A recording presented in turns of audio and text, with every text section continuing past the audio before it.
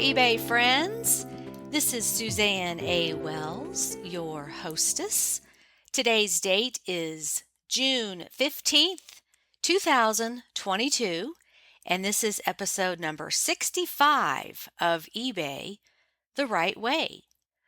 Nancy is my guest in today's episode, and she has a fun story about how she got started on eBay, the very first item she sold, as well as talking about the wide variety of items she sells now and some general reseller conversation.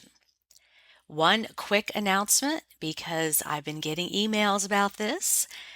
This year's BOLO book is just about to go to print, so we are getting close. And I wanted to take a minute to help you understand that this year's book, as well as every subsequent book in the future that will come out, has all different items than books from previous years. So if you are waiting to buy the 2022 book, and haven't bought the 2021 book, well, you're just missing out on everything that was in the previous book. I have designed these books to be different, and they contain items that are evergreen, meaning that the items have been good sellers for many years and will continue to be so. So just think of these books as periodicals coming out once a year.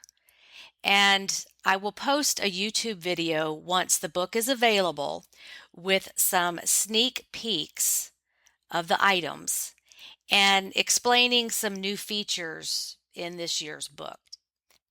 I actually tracked how many items I personally learned about this year, and it's almost half of the items. There are 125 items, so over 60 of them I just learned about. So consider me your personal researcher. All the work is done for you, and all you have to do is start treasure hunting. And I am really excited about this year's book. I have put a huge amount of time into the research and working with my amazing graphic designer to make this book a valuable resource that will help everyone make more money. So that is coming. Okay, now for the chat with Nancy.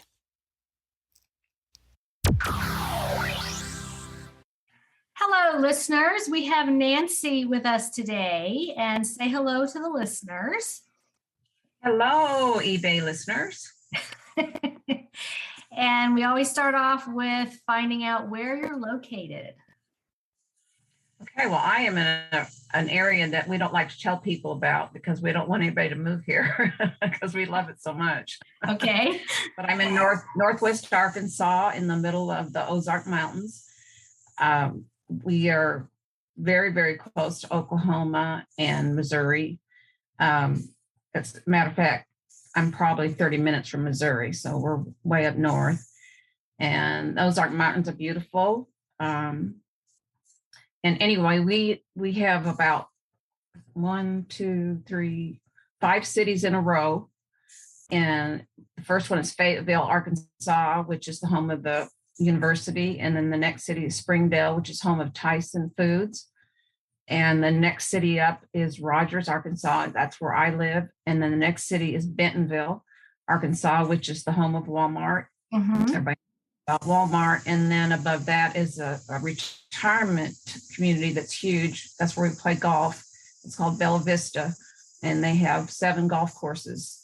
It actually part of it is in Missouri. So anyway, that's where I am. Okay, so I have to ask if you watched the Netflix show Ozark. Yes, and it's not a good representation of what it's like here at all. Now, trust me, you're going to find hillbillies around. There's no doubt about it, but not where I am. But I could drive an hour away and find, hillbillies for sure. No question. Well, interesting side note is that was filmed in Georgia, right near me, Lake Allatoona, literally like, I don't know, 5 miles from me. And they filmed it at what's in the show is called, I think, the Blue Cat Lodge. That was a restaurant that was overlooking the lake, and it's right by a small 2-lane bridge. So when they would be filming, the bridge was closed, and the residents hated it because they had to go all the way around, like 20 miles around a different way. And all of the trailers and food trucks and all of that were parked where the boat launch was. So it was all congested, and, sometimes they would call for extras, but really, for the most part, the residents hated it because it just clogged up their day, and you couldn't see what they were doing anyway. So a lot of it was filmed at night. So, but it's right there on one of our not so beautiful lakes in Georgia. It's Lake Allatoona, Brown, and they're always fishing bodies out of there. People get drunk and go boating, and it's not a great, like, it's not one of the beautiful places in Georgia. It was kind of yucky. So, and yeah, those TV shows are not accurate representations. No. No, but trust me, I could find those people that are on there. I could find them easily. I mean, but oh yeah, everybody can. It's like we are. Yeah, it's like they're around. So, okay, No that doubt. and then we have another thing in common is that you used to live at or near Lake Kiowee in South Carolina, where I visited a few times with my friend. Right. And did you say that your husband worked at the power plant? Yes, there's a nuclear plant there, but tend to be a little bit remote.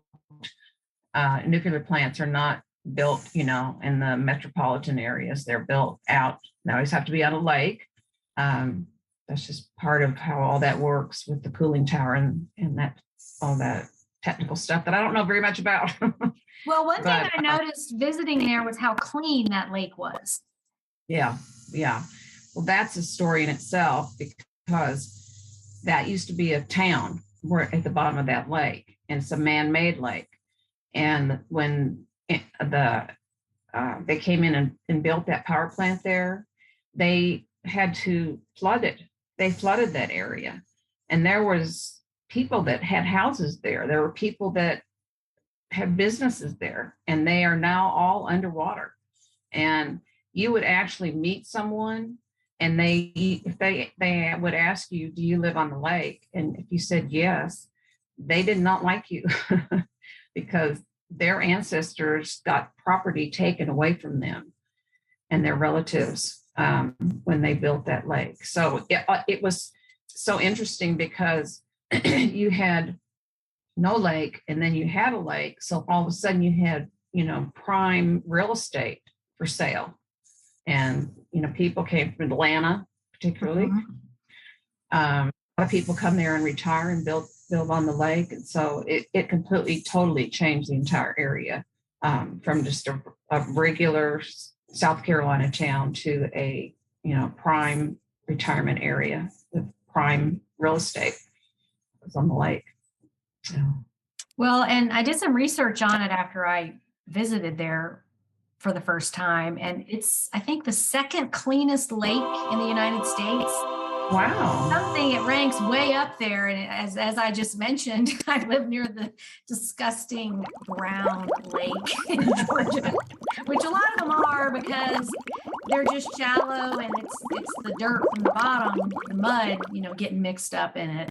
So it's not these pristine, clean lakes that you see other places. But I was just so impressed with how clean it was. And I was right. Yeah, it was one of the cleanest ones in the United States at the time I looked it up anyway. So, well, I know in Arkansas, lots of times, because of Tyson, there's a lot of people that have chicken farms, and the runoff sometimes from the chicken farm will get in the waters around here. And, they just don't have anything like that on Lake Kiowee. It's just all living there. There's no industry the nuclear plant's very clean. But anyway, so they don't have any of that. But I did not know that, Suzanne. I didn't know it was the second cleanest lake. Well, revisit that, Google that, because I don't know if it's, but it's a beautiful place. So anyway, we had that connection. So right. Okay, so now we loved it there. Yeah, how could you not? It's so beautiful.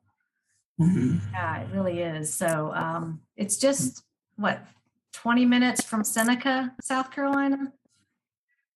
Something like that. Well, we lived on the lake. We lived in our address was Seneca, but we lived on the lake. So it's a huge lake. I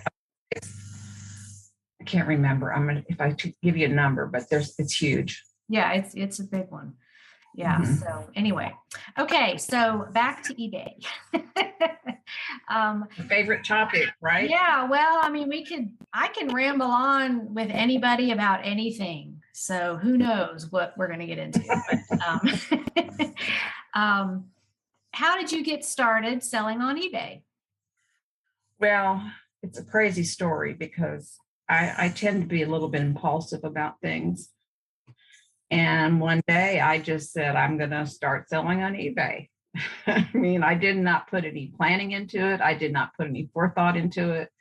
I have been ordering things from eBay for years, and I just was at a place in my life where I wasn't working. I wasn't employed, and I just love thrifting, always have my whole life. And I just decided I was going to do it. And the first item that I sold was a duck call. And my husband walked in a Goodwill. I saw this duck call for $3. And my husband kind of went crazy because he said, people will collect those.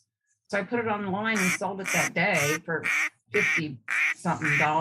Oh my gosh. Really? Yeah, I like this. I guess so. If a fast sale for that much money of something that seems so, I don't want to say odd, but you know, when you think of selling on eBay, you think of clothing and dishes and collectibles and kids stuff that they don't need anymore. And a duck call. I have found and my husband said that people collect them. I didn't, that's something I don't know anything about. Of course, Duck Dynasty, remember that? That's what they did was make, that was the trend. They make duck. And anyway, I have found just recently, I went to a yard sale a couple of weeks ago, and this gentleman was a former fisherman, and he was also collected some memorabilia from the Civil War. And I bought a fish scale that weighs fish. I bought, I can't remember now, 3 or 4 things that had to do with fishing.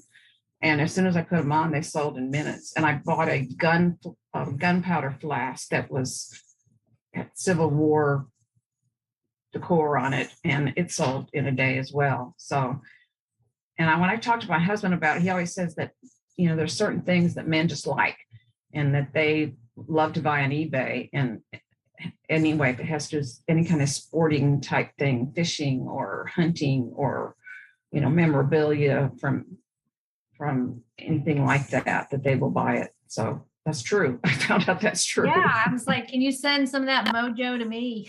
I guess I need to start looking for different things. Yeah, it was amazing. Okay, now, did you transition to other things, or are you still mostly fishing and hunting stuff? Oh no, that started. Okay, the duck call was the very first thing, and I really haven't sold a lot of that stuff. It just happened a couple of weeks ago that I ran into that yard sale where they were selling things really inexpensive, and my husband was with me, and he's like, yeah. But I sell anything and everything. I trying to think what I sell glassware, I sell clothing, I sell probably the 2 main things that I've been selling lately. I'm fortunate to live about maybe 2 miles from the Goodwill bins. Oh. And Yeah. And my first place that I go when I get there is the linens. And I have sold a lot of vintage linens. Particularly, the bedspreads that are the popcorn, they call them popcorn bedspreads, and chenille type bedspreads. Right. Yeah, I've sold a lot of those. And I also have sold a lot of tattered quilts, which cracks me up because, I mean, they're not in good shape, but they're old and people love them. And, the Goodwill bins, you buy stuff there for 79 cents a pound. The linens are 79 cents a pound. So I invest $2.50 on a quilt and sell it for $49. Mm-hmm. And that happens all the time. And I even bought one. Some are just ugly to me, but one of them had all these, had cowgirls on it. Repeat of these cowgirls that had been embroidered, and had their cowgirl skirt on and their cowgirl hat. And it was a quilt, and it was old, and it was tattered. And I sold it for probably about $50. So I'm just amazed that. Yeah, the first one I sold was one I had. My mother bought it back in the 90s, I think. And something about they went on a trip through Amish and Mennonite country and bought this from some ladies that had a bunch of quilts out in their yard. And I mean, it was actually, it was a handmade Mennonite quilt. And then fast forward to 2003, I got divorced. Mom had hip surgery. She moved in with me for a while, and we went through her stuff because she was like, oh, you're learning to sell on eBay. Well, let's make some money for me too. And I knew that one day it would all fall on me anyway to downsize her stuff. So I was like, great, you're here to tell the story of what these things are. Let's do it. So that was one thing she didn't want to sell. She kept it, and then somehow it came down to me. Maybe she moved and left it by accident or something. I don't know, but it was definitely a tattered quilt. And I mean, it looked bad. And I was like, well, but I know the history of it and where it came from. This is the thing. And this was probably, I don't know, 2020. And so I went ahead and put it up for sale. It sold within a week for over $100. And now I know she paid like $300 for it, but and I just thought, why would people want this? And it's just rustic farmhouse decor. That's just the style right now, or people hang them on the walls, or and I will say that a older tattered quilt is very comfortable to sleep under. It's, it doesn't get too hot. It does, and it's almost like a cool blanket, I have one now that I bought in, let's see, it must have been 1991 or something like that. I bought it from JCPenney's, and it looks handmade, but it's tattered, but I'm not parting with it because it's just like Linus's blanket to me. It's just, it's so comfortable and I love it. But it's sometimes you just can't figure out the why behind, people paying so much money for things that look like garbage. Mm-hmm. Yeah. But that's when I go to the Goodwill bins, that's my first stop is the linens. And anyway, I continue to find them over and over again, and it surprises me that I find them because it just surprises me, but they're always there, and I always get them, and I always sell them. So. And I think it goes back to the average person. If you're not a reseller, the average person doesn't understand there's a market for things that it's just shocking. It's like, why would somebody buy that? Because I help new sellers all the time, and they're like, I don't understand why there's these completed listings for, these old broken, whatever the thing is. Right. Why? What is that a mistake? Did that really happen? I'm like, no, there's a market for that, old broken clock parts and stuff like that, that you just would not, the average person doesn't know these things have value, or they just don't care, and they're downsizing and cleaning out, and they're just like, I got to get rid of this stuff, and they don't care. eBay's overwhelming to the average person, and they're not going to learn how to do it. So We were in a gift store this weekend, and they had made bracelets out of old typewriter letters. And so I looked on eBay after that to see if those were available, and they definitely are available. And they'll just take, an old typewriter. It has, of course, the letter or the number on it, and it's older because it has metal around it. And they sell them on eBay, and they'll do them as a lot and sell these old typewriter keys for about $50. So I thought it'd be fun to get some, because you could make some fun bracelets with them. That's what we saw in that gift store, was bracelets, and you could put a saying on there, whatever letters you wanted to use. And anyway, I started seeing that on Etsy when it first started. And the old manual typewriters, even they're, look like they've been run over by a car. And people, you can sell those because they're taking them apart and using the keys to make other things. I'll be darned. Yeah. So it's just, everything's being repurposed, and it's fascinating to me what people come up with to repurpose. It's like, I never would have thought that. So. Right. Yeah, I was fascinated by that, because they were really cute, the bracelets. Yeah. And it's a fun thing. And they were $65 too. Yeah, somebody's making money on that. Okay, so what other kind of things have you sold that have interesting stories? Well, one of my most exciting things that I sold was some Cutco knives, and I had learned about that, I'm sure, from you, and from I'm sure that's because I had never heard of those in my life. And I have a Goodwill.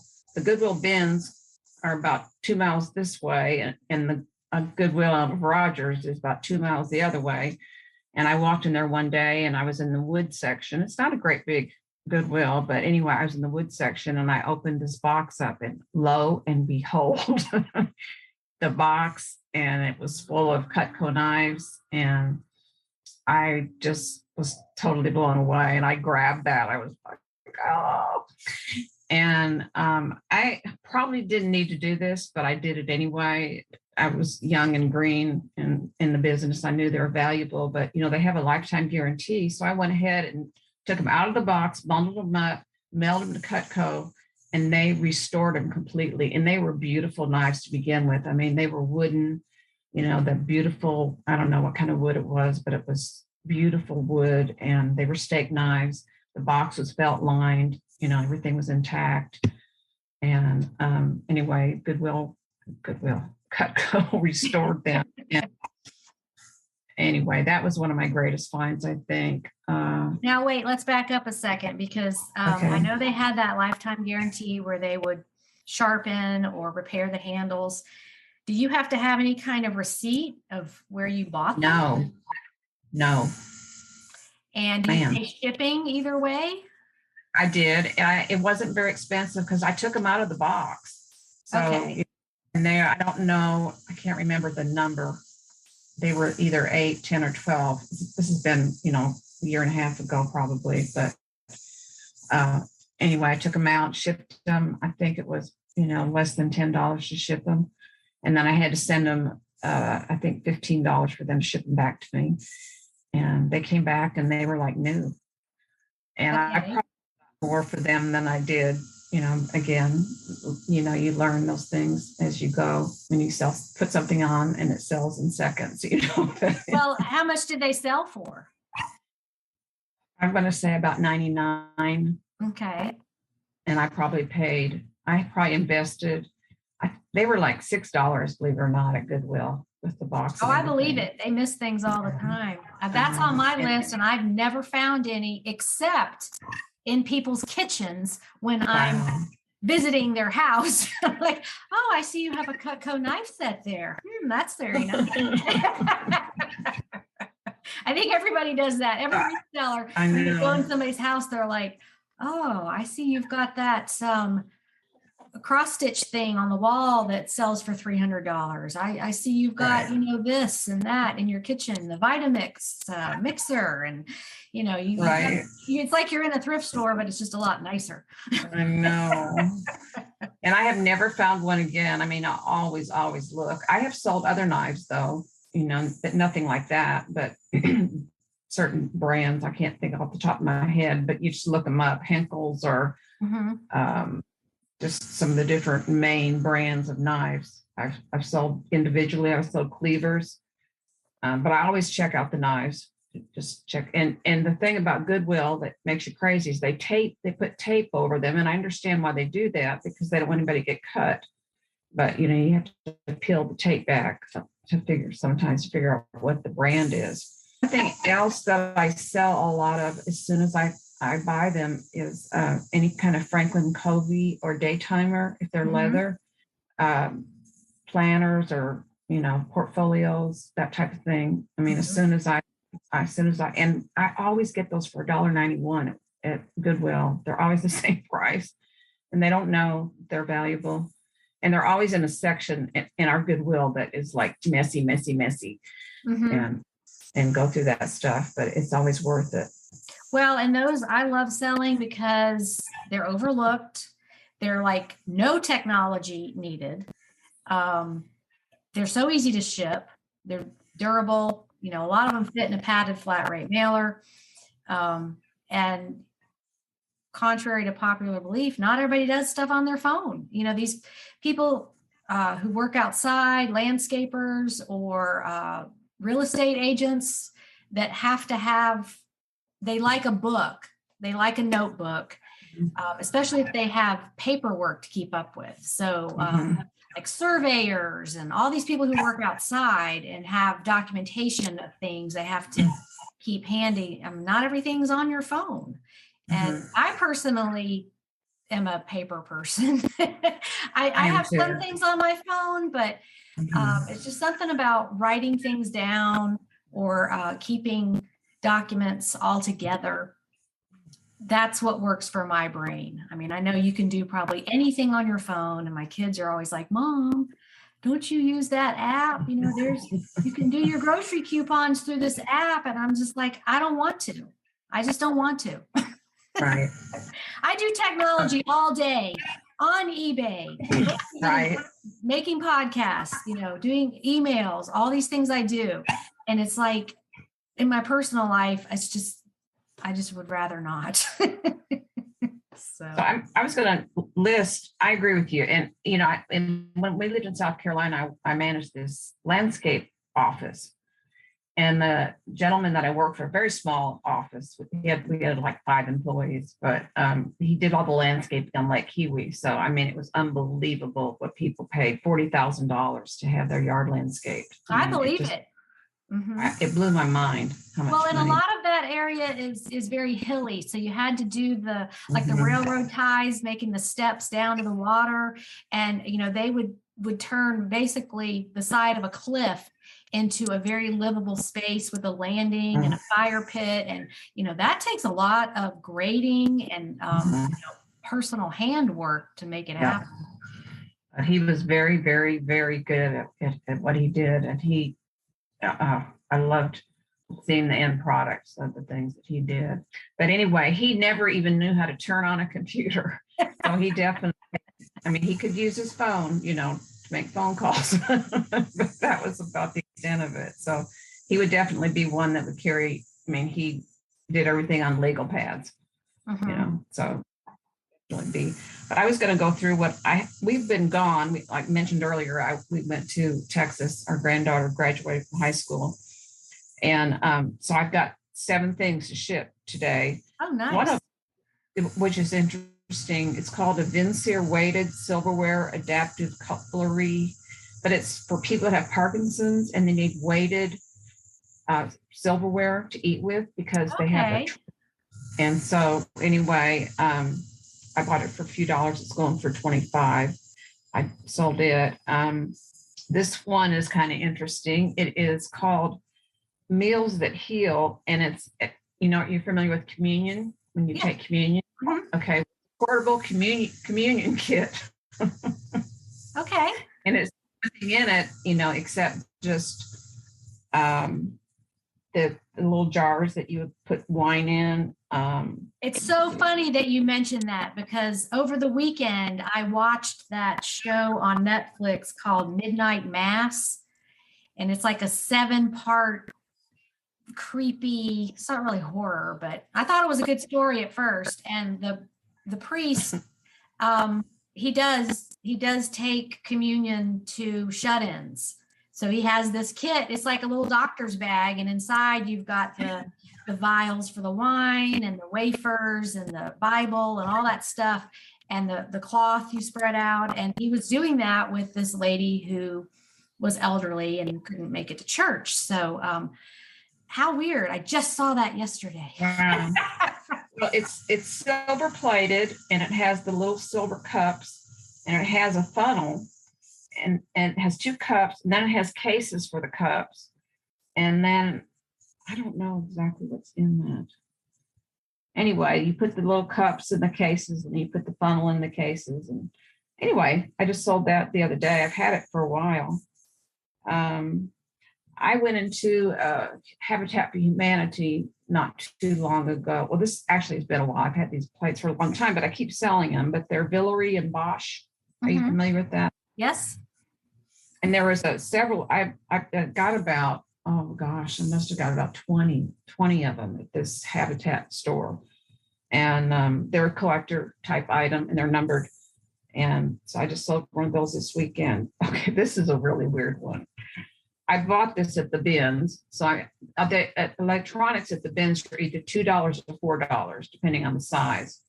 And I don't even honestly totally know what this is, but it's an automatic vacuum switch for power tools with dust control. So it looks like a power strip. Okay. So I paid $2. I sold it for $40. It's going out today.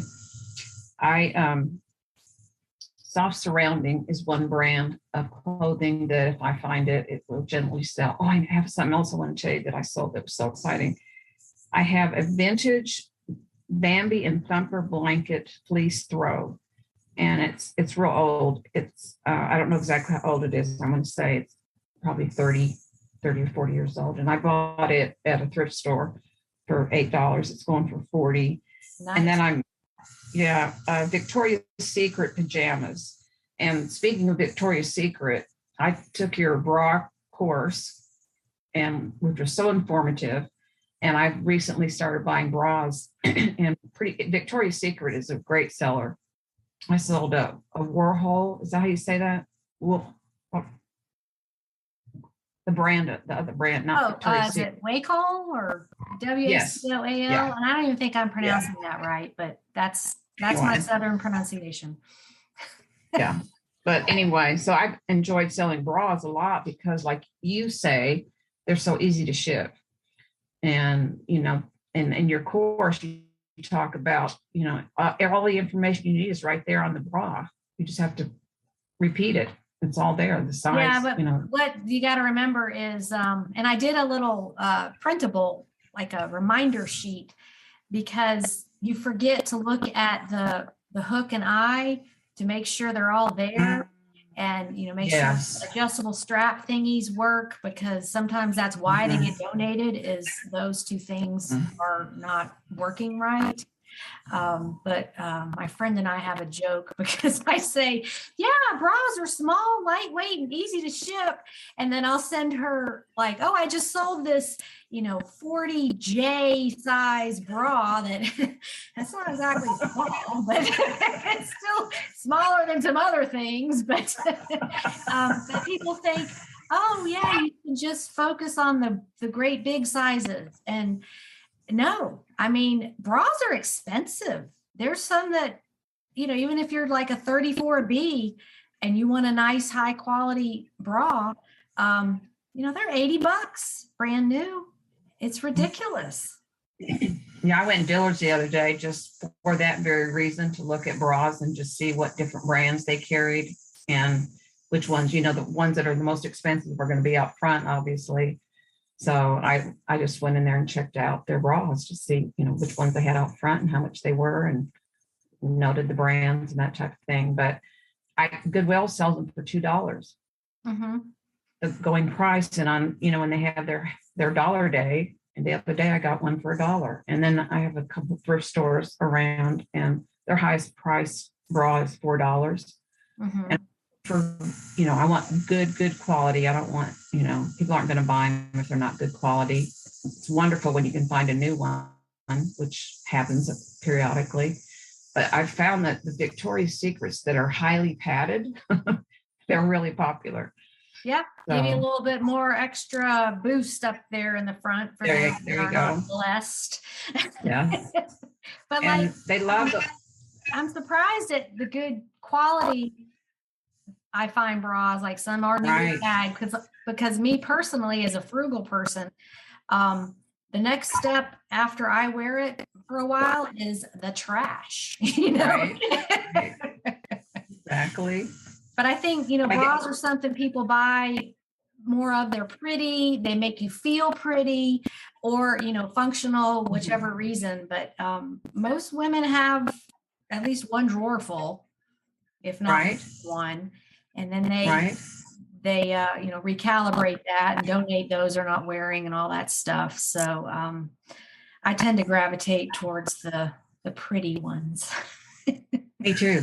Definitely. They sell better. I have a beige one that I sold. I can't remember the exact brand of it, but it was kind of different looking. But I had, did a research on it and found out that it had some value. So, but since I started selling them after I took your course, and I probably sold maybe half a dozen, something like that, in the last couple months. Well, and I find that they don't get returned. Right. I don't know if maybe luckily they fit perfectly and they don't want to return them, or it's just not worth the hassle. I don't know. I like to focus on things that don't get returned. That's a good point. I never thought about that, but I've never had one returned. Yeah. So that's a plus. You kind of have to look at the big picture, the long haul of it. So yeah, you can sell stuff immediately, like that duck call. That's not going to get returned because it's so unusual and it's a collectible. And so that's where my business has shifted, like in the last 5 years, is collectibles, things that are hard to find. And I did a podcast with KC last week, and he's talking about, he finds things that are rare all the time. This is supposed to be rare, but I found it. So I love that, because anything is possible. Anything can show up in front of you. One thing I found this once, haven't found it again. It was out of your BOLO book, which I love the BOLO book. I don't have it in front of me, or I tell you what page it's on, but anyway. I probably know. It's those hot rollers, that they use in pageants. And I found those ones. Really? So, yes. I couldn't believe it. And they were all off. I had to dig through the bins and put them all back together. And I was like, yes, they're all here. And even had the lid and everything. There was a crack there's one little crack in it. So I paid $2, for those. And I sold them $59.99. Okay. And what she's talking about are the Remington tight curls, I think. They're blue. Yes. And they have a wax center, which it gets hotter than a regular curler, but they don't make them anymore. Right. Probably because they get so hot. And I think there were some lawsuits about people's heads getting burned or something, but the pageant moms love those for their girls because they create such nice ringlet curls for the pageants. And I remember when I learned about these years ago, it's like the pageant moms want several sets because either their child is blessed with a lot of hair, or they just want a whole bunch to have some hot and ready to go as they're fixing their child's hair. So that's a big thing. Yeah, I was shocked when I found them. And then I found another, this was the bins as well. I found another set still in the box. But it wasn't the tight curls, but it did have the wax center, and it was a Remington set. And I sold those, I don't know if I sold them the right price or not. They went for $59.99, paid $2 for them. And the gentleman that bought them said, if you get any more of those, I should have more. And I said, well, if I find more, I'll let you know. One of the most exciting things I found was, and this was at the bins, it was just like, because I can't do the clothes at the bins. I just can't. It's just overwhelming to me. I mean, I just do the surface. I just kind of glance through, but I don't. I completely understand. I don't have in hours here. and hours. Yeah, I don't have the bins here, and I don't know how people do it, because it does seem so overwhelming. And they're like leaned over into the bin with their feet sticking up in the air, digging through it. And it's like, I don't want to get that close to it. Like, what's in the bottom of this? A dead mouse? I don't know. Well, speaking of that, I couldn't believe this. This kind of creeped me out. I bought a hot plate, a portable hot plate. It was real old. And they do have a place at the bins where you can plug things in. So I plugged it in. And it started getting hot. I'm thinking, okay, good, this works. Well, when I did that, a roach crawled out of the. Oh. Yeah, right. I mean, I'm so glad I did not bring this home, like with the roach in it. Anyway, I have not sold that yet, as a matter of fact. But. And what was it that you found? It was a hot plate, like a plug-in hot plate. Right. Okay. It was vintage. It's a portable hot plate that you would use, in your house or your kitchen or whatever. But I did find a chenille robe, a vintage chenille robe, and it was so cute. It had flip-flops in chenille. It had like a beach ball in chenille. You know what I'm talking about? Yeah. You know the style I'm talking. What's the brand? Was it a Canyon robe? Yes. Okay, yeah, that's on my list. Yeah. Because those were made famous by Fran Drescher in The Nanny. She wore different ones, and it was a 90s thing.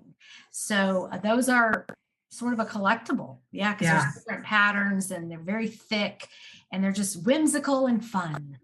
Yes, this was so cute. It had just different beach objects on it in the chenille, and I sold it for I got it at the bins, so I paid 99 cents for it. I sold it for around $100. And it was just laying on top of the clothes. All these people are milling around, and it had the belt and everything, and didn't have any holes in it. It was beautiful. And anyway, whoever I sold it to was like, "Oh, thank you. I wanted one of those forever." And so I'm always on. I've never seen another one since, but I'm always on the lookout for those. Yeah, and they're easy to spot, like on the rack if the pajamas are hung up, because of the texture. They're that chenille. It's like a bath mat almost, like a shag carpet. They're very easy to see. I always look for those. I'm going to find one day, but hey, there's money in pajamas, people. If you're not looking at them. Something else I buy a lot of is loungewear, but it generally has to do with alcohol, and like Bud Light or Coors or whatever, and Jack Daniels, any type of alcohol that's written on the loungewear. And loungewear you can buy for $2.50 unless it's half price day, and then it's $1.25. And I'm guessing that college kids buy these. I'm just guessing. I don't know that for sure, but if I see loungewear that has any kind of alcohol on it, I buy it. Well, I don't know about that. I know some adults that would wear that. So some adults that love their very specific brands of alcohol. You're right. such as Right. Cheetos. Yeah, and I could go anywhere, but yeah, I hadn't thought about that. And so it doesn't matter what the brand is, it's just the No. hmm. Something else I sell as soon as it doesn't even matter what kind of condition it is overalls. Big Yeah. Smith for sure. There's a couple of the brands. Let's see it. I've Anyway, got some Liberty overalls. yes, I've sold those. Were purchased and then the person didn't pay, which that is, I thought eBay was fixing that. I had that happen 3 times in May. One was $115 item. They just sent me an offer and I accepted it. And then 5 minutes later, oh, I did this by mistake.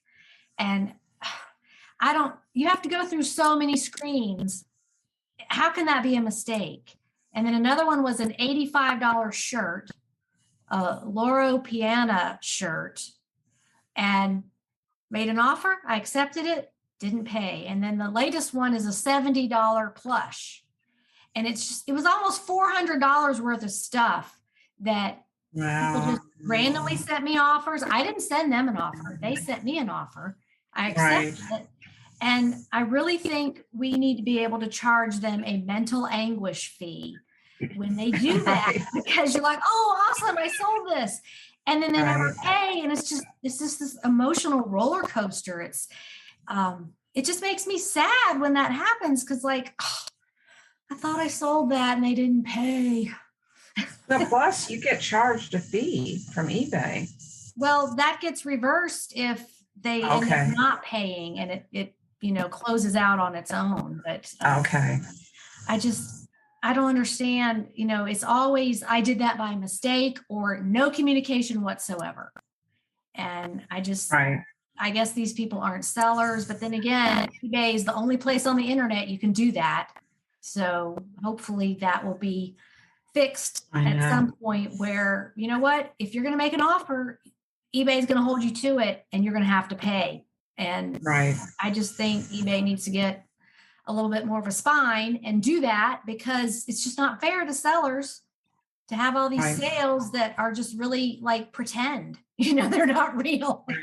Right. So that's I agree with you 100% on that. I mean, anytime you buy anything, you're immediately charged for it. Mm-hmm. So yeah, it's just frustrating. And there's nothing. Yeah, I had an interesting thing happen to me. I bought a pair of brand new Birkenstocks. The lady had worn them once. I bought them on Facebook Marketplace for $20 and sold them like $69, something like that. And the lady wanted to return them. She said they were too big. Well, I got them back, and I'm just naive a little bit about things and assumed that I got the same thing back. Well, when I relisted them, I listed them as, basically new, worn once or twice. And this guy sent me a note. He goes, "Are you sure those are only been worn once or twice?" And I got to looking at them, and she had sent me back a more used pair of Birkenstocks, and I didn't even realize it. But that was her plan all along. Mm-hmm. Yeah, and it blows my mind, because I'm an honest person and I would never think to do that. So that's my world. So sometimes these customers bring out the worst in us because they pull these switcheroos, or, that's their way of life. That's how they do everything. You fall into the spider's web. You're just a victim of their plan. And I don't know. I just feel like karma will take care of it at some point. Like it's out of my hands. I can't do anything. Right. Let me ask you this. Do you ever sell things that are really expensive? And if so, what kind of protection do you get on that type of, I have a piece of jewelry I'd like to sell. It's worth $1,000, but I'm just hesitant to sell it on eBay. I'm afraid. No, as a general rule, I don't. I Okay. did sell that autograph book that sold for $1,000, and Right. that was a real outlier. Like probably never gonna happen again.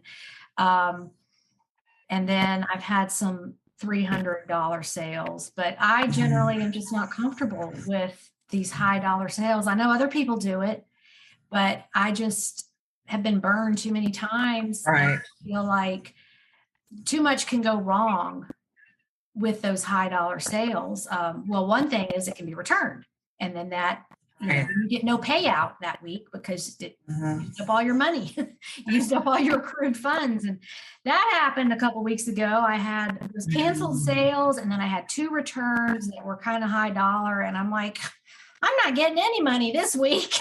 So it's just my level of risk is pretty low. I am risk averse. Just generally across my whole life, I don't take big risks. I take small, calculated risks. But like George Kelly and Ken McNamara and all those guys on the group, Brian Rappaport, Casey, that sell these really expensive things. Well, Casey gets a lot of stuff for free, so that's not going to happen. But that's not me, Yeah. I probably won't sell that piece of jewelry. It's really interesting. It was my brother-in-law gave it to me, and I don't know how he acquired it. I mean, it was a gift. It's a dove, and it has a little diamond eye in it, but it was presented at the Academy Awards one year as that all the stars that were on the Academy Awards got it. And I've got the paperwork, I've got the original box, I have everything, and I'll never wear it. I don't need it. And I'd like to sell it, but I'm just not sure what platform to sell it on that wouldn't be risky on my part. So, well, I have sold back in the early days. I did sell some jewelry that it was less than $1,000, but that was a completely different time and place than now. And I feel like there's a lot more scamming going on, and I just don't want to fall into that situation. And in that question, should I sell this, or what's the highest price item you've ever sold? If you ask 100 different sellers, you're going to get 100 different answers. So it just depends on that person's experience in life, and their level of risk tolerance. So unfortunately, I don't have an answer. All I can tell you is what I would or would not do. Right. I guess when that little voice tells you don't, you don't. Because if you get screwed a time or two, it changes you just a little bit. You just become a little more cautious, I think. Well, maybe you could ask some of these jewelry sellers like Wendy Kruger, who she sells a lot of jewelry. And I think she doesn't have a background in jewelry sales. It's just something she got into, but I do see her selling a lot of expensive pieces. So maybe you could reach out to her and ask her how to protect yourself if you decide you want to go that route. So a couple other interesting things that I saw. My father-in-law has passed away, but he loved to play baseball, and he saved all his jerseys. And so and they were ripped, and they had stains on them, and they're missing buttons, and the whole shebang. And as soon as I listed those, they sold immediately. And they were really neat, because back in his day, he was born in 1923, and so back in his day, they would wear wool, which is crazy, to play baseball and softball. They would say things like Ralph's Place on them, or some restaurant, or whatever, just crazy things. How many items do you have in your store? About 550. But we went, like I mentioned, went to Texas yesterday. I mean last week, and on the way back, and I went through and started marking a bunch of stuff down, because things that I've had for a long time. And I'm happy with about 500. That's a good place for me. But there's some things I've had a long time that I just would like to get rid of. And so I'm starting to mark a few things down that. So what do you consider a long time? Well, I've been doing it for a year and 9 months approximately. And some of the things I've had since, since then. Yeah. I usually look at about 2 years, and Okay. Unless it's something I would buy now. Yeah. And your business changes. So I've got two yeah. tubs full of dresses. I can't give a dress away. I don't know what the deal, and they're good brands, they're Prana and Athleta and stuff new with tags, Ralph Lauren with $100 tags. And, they're like the faux wrap stretchy dresses that are figure flattering for any figure, like they're stretchy, so they don't have to fit perfectly. I used to sell those all day long, and I don't know if it's just people aren't dressing up anymore or what the deal is, but yeah, I'm not buying dresses. I think COVID changed things a lot. People got used to wearing their loungewear every day, not going into the office. And as a matter of fact, we have a thrift store here it's a wonderful thrift store. It's called the Samaritan Center. And every bit of profit they make, they use the money to feed children. And it's a huge thrift store. And their sign says they provide food for 6,000 kids a week. So it's amazing. And I used to work there as a volunteer, and now I couldn't do it because it would be too much of a conflict, to work there. I would get things at half price, and you'd be making a pile every time you're putting stuff out. I know. Like, okay, and I just that over there is my pile. I'm buying that. Yeah, I don't want to do that. It's just unethical to do that, Yeah, I know. Money goes to the kids, but anyway, I was in there the other day. We talked to one of the gals that I used to work with, and she said the quality of clothing they're getting is different now than they used to get, just because people aren't dressing up as much, and they're just not getting, the fancy items anymore donated. So, yeah, I think that's part of it. We need to switch to those beer-themed lounge and duck calls. It works, I'm telling you. Yes. Okay. Well, we've been going about an hour, so this is the point where I ask you, what kind of advice would you give to somebody just starting out? Because you've only been doing it less than 2 years. Yeah. Well, I'm on several different eBay groups, where people chat about different things. Number one, international is awesome. I just get a kick out of just seeing who's buying stuff from me, and it's no different. People anyway in this Facebook group, people are like, "Oh, I'm so afraid to sell overseas." There's nothing to it. It's no different from selling to the next state. And anyway, I just think it's so much fun to sell things to foreign countries. I just think it's so interesting. And see where they go. Yeah. That's it. Like you look at the map, I don't even know where that is. Where is that? I know. Right. And really, I sold something. They're just people like us that want to buy stuff. And maybe they're Americans living overseas. You don't know. Right. But I had this kit. It was for canning, like canning vegetables or fruit or whatever. And it wasn't the jars and the lids. It was the equipment that you would use, like the tongs that you would pick things up, whatever. Anyway, it was not a really nice kit. I sold it for $20, but it went to Uganda. Wow. And a little bit with this gentleman, and he said he just can't get things like that there. And, he likes to garden and can things, and it's just unavailable to him there. So and then he turned around and asked me if I would sell him some lids and tops to jars. And I found some on Amazon and priced them to him, but he said the shipping was just too much. And, that's the thing. I wasn't going to do it and not make money. Well, and so on some of these other sites, I don't know how Poshmark works, but I have heard that like other sites don't even have international shipping, or it's cost prohibitive. So these people are coming to eBay because, and they have to find a seller who will do it, which I have courses on how to do this, and there really is nothing to it. You don't even need a course. No.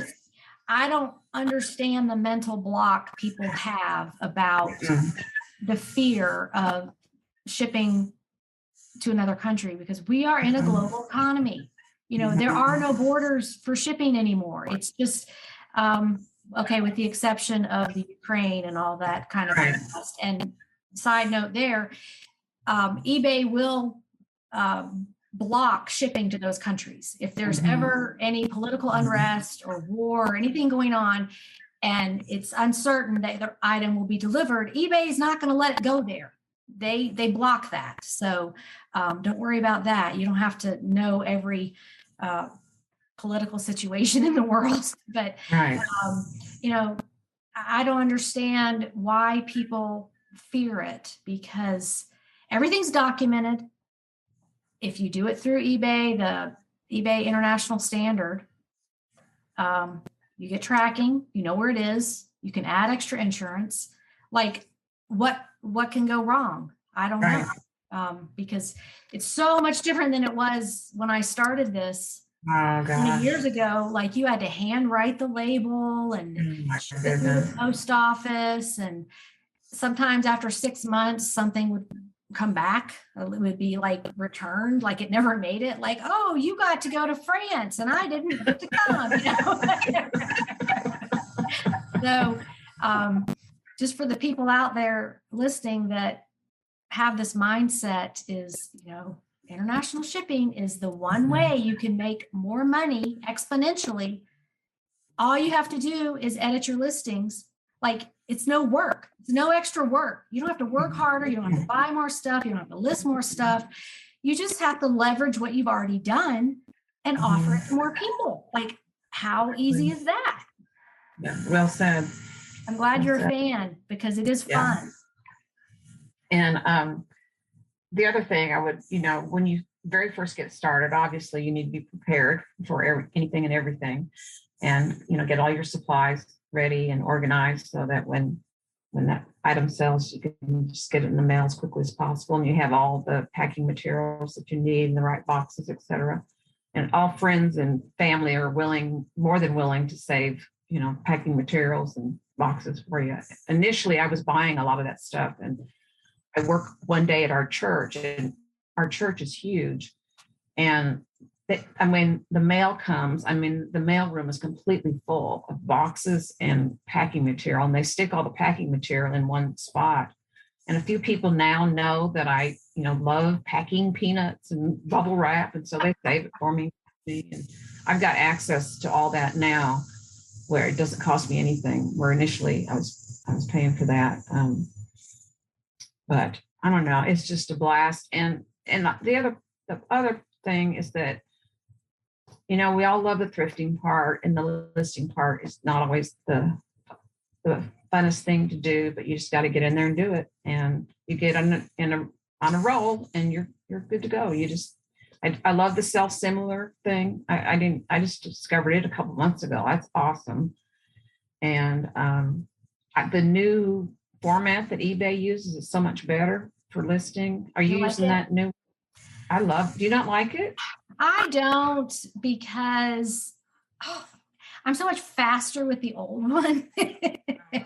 And I feel like that new one, you have to do all these drop downs to find different options. And I tried it when it first came out, and my feeling is that they are going to continually improve it until they make it mandatory.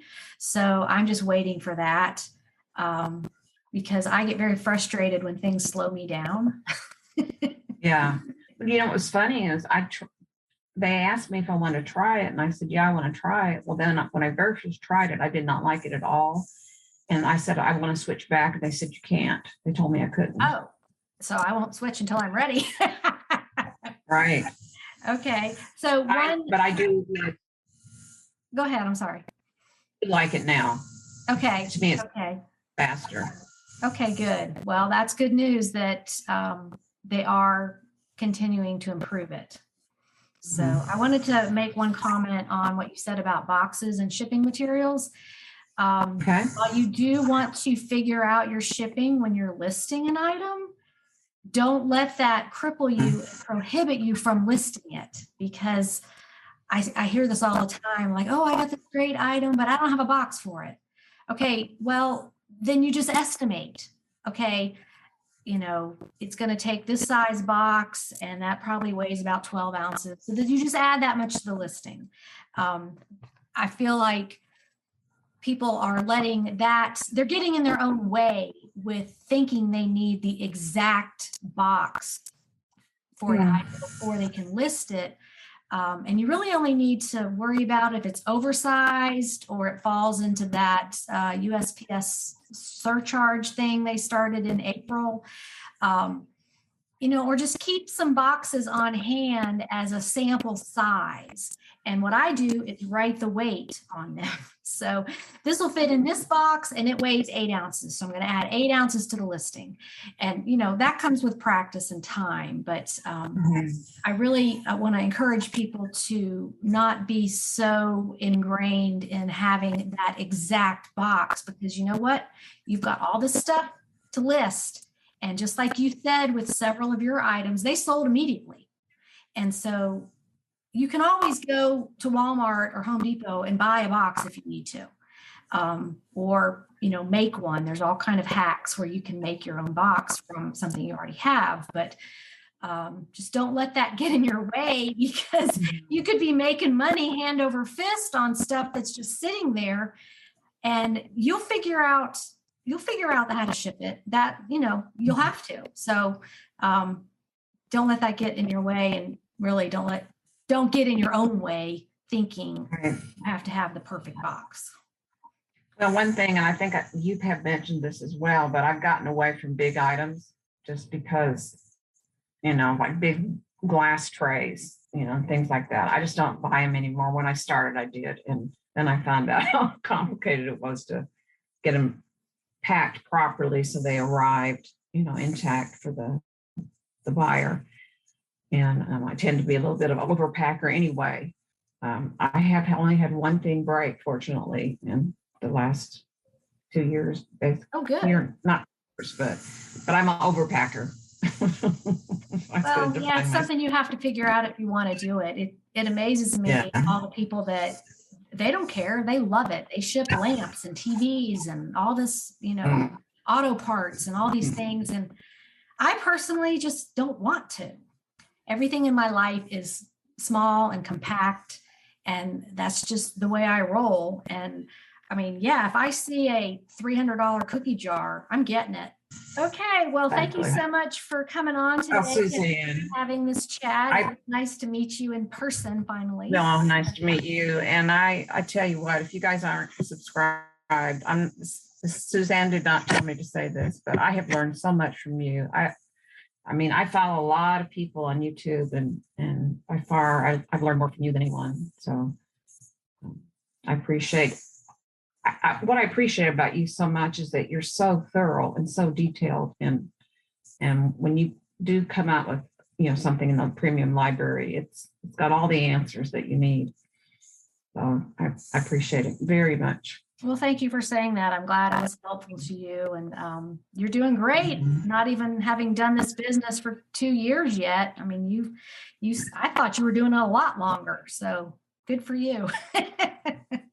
It's just for me, it's a perfect thing to do at my age when I'm not employed and I have time to go thrift, and it's just fun. It's fun for somebody my age to do, anybody's age, but I have more time than people probably do. Well, and that's one thing about, the baby boomers, the older Gen Xers, that we've lived through all these decades and we know what all this stuff is. 25, 35-year-old, they don't remember all these things because they didn't live through it. So, everybody's smart in their own way, but this is like where your age really works in your favor because you remember stuff. So, okay, well, thanks again for agreeing to come Thank on, and you I will so see you on the much. Facebook group. All right. Bye. Thank you. Okay, listeners, thanks for spending some time with us. And rather than a motivational quote, here is some trivia. I think I'm going to start ending these podcasts with a joke or some trivia or something a little bit lighter, because these days I think people need more humor, because laughter is what is going to get us through these hard times. Okay, the question is, what collectible toy was introduced in 1975? Do you know? The answer is the pet rock. In the July 14th, 1980 issue, Newsweek called Gary Dahl's pet rock one of the most ridiculously successful marketing schemes ever. And I chose that item because, I mean, if that guy made millions selling a rock 47 years ago, we are gonna be okay. And I will leave you with that. I'll talk to you next week. Have a profitable and productive week on eBay. Bye.